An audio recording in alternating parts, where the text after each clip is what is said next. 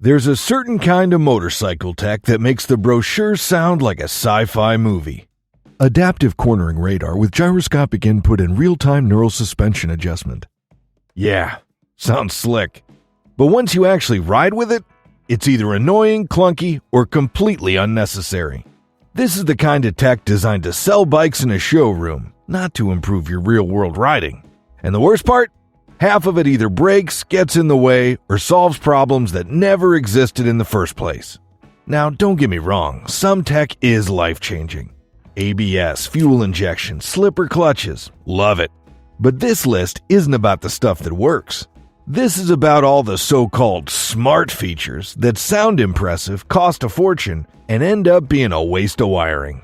Let's break down the tech that seemed brilliant in the marketing pitch and kinda sucks once you hit the road. Number 1. Electronic suspension. Semi-active systems. In theory, electronic suspension sounds like the ultimate riding upgrade. Why fiddle with preload or damping when sensors can do it for you on the fly, right? Except, in practice, what you usually get is a setup that feels like it's guessing. The feedback is vague, the front end feels disconnected, and instead of riding the road, you're riding a robot's interpretation of it. And that's if it's working. God forbid one of the sensors fails or the control module gets a hiccup. Suddenly your plush touring setup turns into a pogo stick, and you're staring at a 4-figure repair bill. You can't just grab a spanner and fix this at home. It's proprietary tech, dealer-only tools, and diagnostic computers. Worse, most of these systems try to be soft when cruising, firm when cornering, but the result often feels half-baked. Suspension should be consistent and confidence-inspiring, not an adaptive mess trying to decide whether you're commuting or canyon carving. And for the average rider, you probably wouldn't notice the difference between Road Comfort Plus and Dynamic Sport Aggressive unless you're reading it off the screen. So while it sounds like magic, electronic suspension often ends up being just another expensive toy you didn't really need and can't afford to fix. Number 2. Touchscreen dashboards. Motorcycles aren't smartphones, yet every brand seems hell-bent on turning your dash into one. Touchscreen dashboards look fancy on the showroom floor, sure. Crisp colors, slick animations, menus for days. But get out in the real world, where there's sunlight glare, gloves, and rain, and you'll wish you had good old-fashioned buttons and analog gauges. First problem, visibility. Try reading a dim touchscreen with polarized glasses while the sun's bouncing off your visor. It's like trying to check your phone in a tanning bed. Second problem, gloves. Most screens aren't glove-friendly unless you're wearing those special tech fingertips, which always wear out first. And when it rains, enjoy your ghost inputs and random swiping, as if your bike's possessed by a confused toddler. And then there's the lag. Want to switch trip meters or reset the fuel range? Hope you brought patience. Some systems are slower than dial-up internet and about as reliable. And God forbid the screen freezes while you're riding, because then you're stuck with your blinkers on and no clue why. Tech for tech's sake doesn't help riders. It distracts, breaks, and adds cost. A good analog tach and a clear fuel gauge have done the job for decades. But sure, let's add Bluetooth updates while we're at it. Number 3. Self-canceling turn signals. Sounds brilliant, right? Turn signals that shut themselves off so you don't look like a clueless grandpa signaling left for 3 miles. Except in practice, self-canceling turn signals are the passive-aggressive roommate of motorcycle tech. Sometimes they help, sometimes they ghost you mid-corner. Sometimes they forget they even exist. The idea is simple. After a set distance or a lean angle change, the signal shuts off automatically. The execution? Not so much. Half the time they cancel too early, usually right as you're mid-turn, leaving the car behind you wondering if you're drunk or just indecisive. The other half, they stay on long enough to confuse every driver within a 3-block radius. So now you're either not signaling or over-signaling. And don't even try to override them. Some systems fight back, making it a guessing game whether your manual input will stick or get overridden by the bike's digital nanny. Worst of all, they train riders into laziness. Instead of learning to flick the indicator on and off with intention, new riders just assume the bike's got it. That works until it doesn't. And then you're blowing past your exit with a turn signal that gave up on you at the last roundabout. Number 4. Overly complex ride modes. Modern motorcycles come with more ride modes than a PlayStation menu. Rain, road, sport, track, eco, off-road, comfort, custom 1, custom 2, and probably one called Please Just Pick One. Sounds impressive when you're reading the brochure, but in the real world, most riders scroll through them once, settle on one, and never touch it again. Why? Because the difference between road and sport often feels like splitting hairs. Sure, the throttle response might sharpen a bit, traction control backs off, but unless you're Valentino Rossi on a twisty track, you're not noticing much. Meanwhile, rain mode is just a neutered throttle that makes your bike feel like it lost a cylinder. The worst part is how buried these settings are. Want to switch modes mid-ride? Get ready to hold this button, tap that one, toggle through a menu, and hope the bike doesn't reset when you stall at a light. It's tech for the sake of tech. Half show, half hassle. Riders don't need 10 half-baked modes. They need one good one that works in 90% of situations.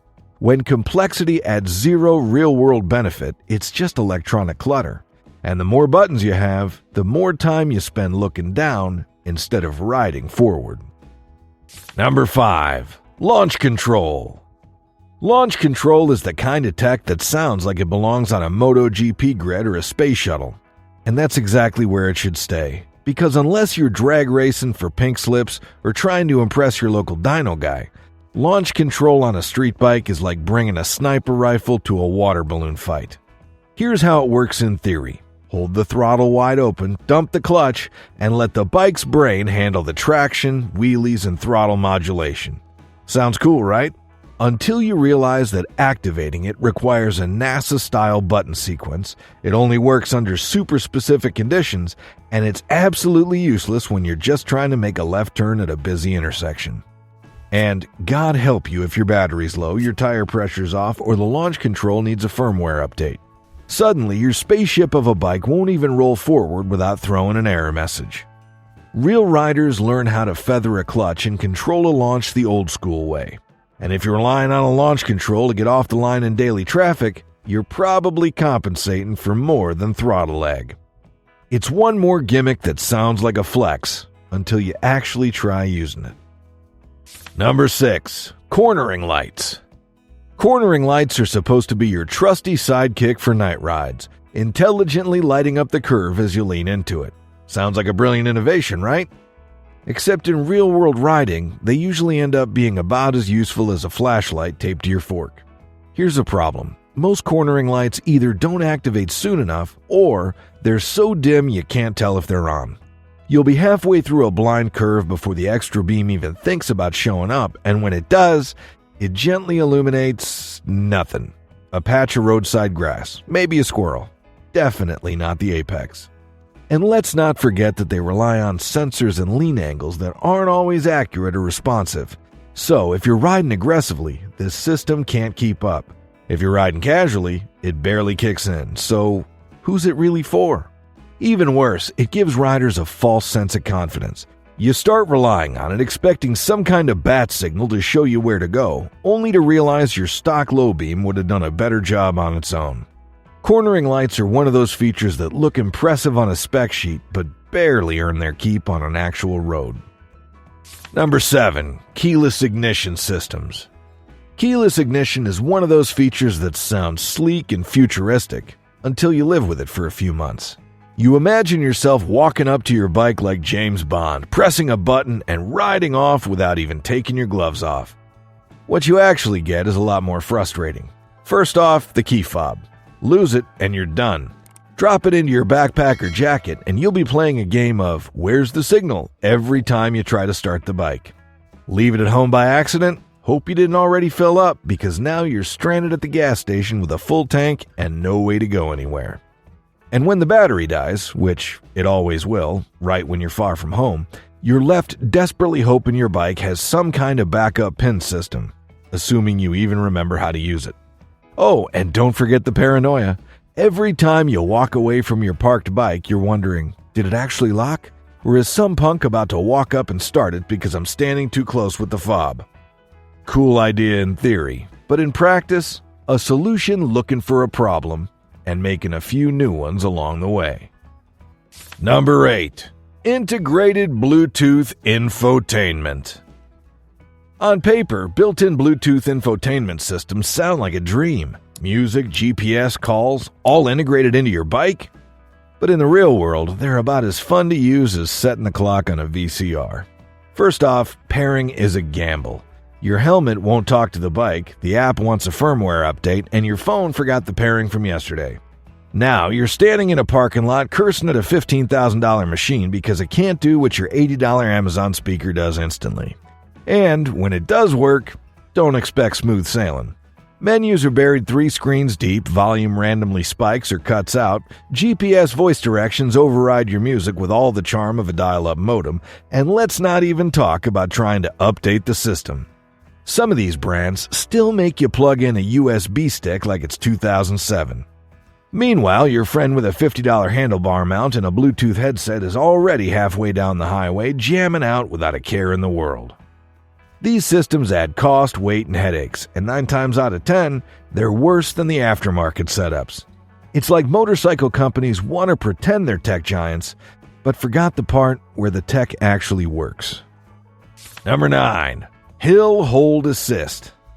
Ah, yes, Hill Hold Assist, the feature nobody asked for, but somehow still ended up on half the new bikes. The premise sounds smart. You stop on a hill, and the bike holds the rear brake for you so you don't roll back. Convenient, right? Until it doesn't work when you need it, or worse, kicks in when you didn't want it. Here's the deal. Hill Hold is supposed to make life easier, especially for beginners. But real-world hills aren't always steep enough to trigger it consistently. You might stop on a slight incline, expect it to activate, and then get that delightful surprise of rolling backward while fumbling for the rear brake. Or the opposite, it does engage, and now you're fighting the damn thing because you didn't realize it was holding you. On top of that, it trains bad habits. Riders stop relying on technique and start leaning on tech until the tech fails or behaves unpredictably. And when it's time to ride an older or simpler bike without it, suddenly, they don't know how to start uphill without drama. It's a solution to a problem that barely exists, if you know how to ride. And for experienced riders, it's one more gimmick you have to override, disable, or just roll your eyes at every time you stop on a hill. Number 10. Quick Shifter Auto Blipper on beginner bikes. Look, quick shifters are fun. On a leader bike carving through a canyon or eating up a track day, they're magic. Just flick your toe and the gear changes instantly. No clutch, no throttle finesse. But on a beginner bike, that's like putting a racing paddle shifter in a 2002 Toyota Corolla. It's not just overkill, it's kinda dumb. Entry-level bikes are built for simplicity, reliability, and rider development. You're supposed to learn clutch control, throttle coordination, and the rhythm of shifting. That's part of the experience. But slap a quick shifter on a 300cc commuter and suddenly you got new riders skipping the fundamentals and relying on tech that often works just okay. Most of these budget quick shifters are jerky, inconsistent, or tuned poorly for low RPM riding. They feel rough in city traffic, sometimes cause false neutrals, and can even accelerate gearbox wear when abused. Not to mention, they take away a core part of the riding feel. Quick shifters have their place. But that place isn't on your Ninja 400 with a top box and grocery bags strapped to the seat. Learn to ride first. Then, when you actually need to bang through gears at redline, grab a real bike that deserves the tech and a system that's actually been tuned for performance, not marketing. Number 11. Electronic adjustable windscreens. Press a button and your windscreen glides up or down like a power window from a 90s minivan. Sounds luxurious, right? Until it jams halfway up during a rainstorm, refuses to move when you're doing 70 on the freeway, or decides today's the day it just doesn't work. Here's the thing, adjustable windscreens aren't new, but the electronic ones, they add complexity where none was needed. The motor's slow, the switch feels like a cheap microwave panel, and worst of all, the range of motion usually isn't enough to actually fix the buffeting problem. It's either too high and you're looking through bug guts, or too low and your head's still in a wind tunnel. When they work, they're a minor convenience. When they don't, they're just another expensive, hard-to-access failure point. And God help you if you try to replace that servo motor on a BMW touring bike. It'll cost you more than your deductible. Manual windscreens may not be sexy, but they're adjustable with gloves on, work every time, and don't short out when it rains. Want to impress your buddies with buttons? Fine. But don't expect your helmet to stop whistling just because your dash has one more motorized toy. Number 12. Tire pressure monitoring systems. TPMS sounds brilliant on paper. You're always told tire pressure is critical, and it is. So having real-time updates should be a lifesaver, right? In theory, yes. In reality, it's one more tech feature that seems helpful until it lets you down. The factory-installed TPMS on most bikes is slow, inaccurate, and moody. It might tell you you're low on pressure when you're not, or worse, say everything's fine when your rear tire is secretly turning into a pancake. A cold morning? Expect the warning light to scream at you like you're riding on balloons. Hit a pothole? Now it's flashing just because it lost signal for half a second. And don't even think about replacing one of these sensors casually. They're buried inside the wheel, require specialized tools to replace, and they're not exactly cheap. Break one while changing tires? You'll wish you'd just bought a $10 handheld gauge instead. Here's the irony. Manual checks are not only more accurate, they also force you to actually look at your tires, which means you might spot a nail or a flat spot. The OEM TPMS is a digital babysitter with a trust fund. High maintenance, fragile, and usually wrong. So yeah, maybe not the genius safety feature it pretends to be. Number 13. Adaptive cruise control. This one's the definition of cool in concept, dumb in practice. Adaptive cruise control on a motorcycle sounds high-tech. Your bike uses radar to maintain a safe distance from the vehicle ahead, slowing down automatically when traffic does. On a car, that's useful. On a motorcycle, it's like handing your throttle to a distracted intern with commitment issues. First of all, bikes don't follow traffic like cars do. We lane filter, we weave, we adjust speed constantly to stay safe and visible. Now, imagine your bike deciding to slow down because it thinks you're too close, just as you're about to overtake. That's not convenience, that's a heart attack. Even worse, the system isn't smart enough to know you're preparing to change lanes or that the car ahead is turning, so it eases off the throttle just when you need to maintain speed, and you feel it. Unlike in a car, where cruise changes are subtle, a bike's power shifting under you mid-corner is unsettling. Plus, if your adaptive cruise fails, and it will, it's not a fuse swap. It's sensor recalibrations, firmware updates, and probably a hefty shop bill. All for what? A glorified throttle nanny that gets in your way more than it helps. Some things don't need automating. Throttle control is one of them. Some bike tech sounds genius, until you actually live with it. Then it's just one more sensor to fail, one more menu to scroll, and one more thing standing between you and the ride. Sometimes simpler is smarter.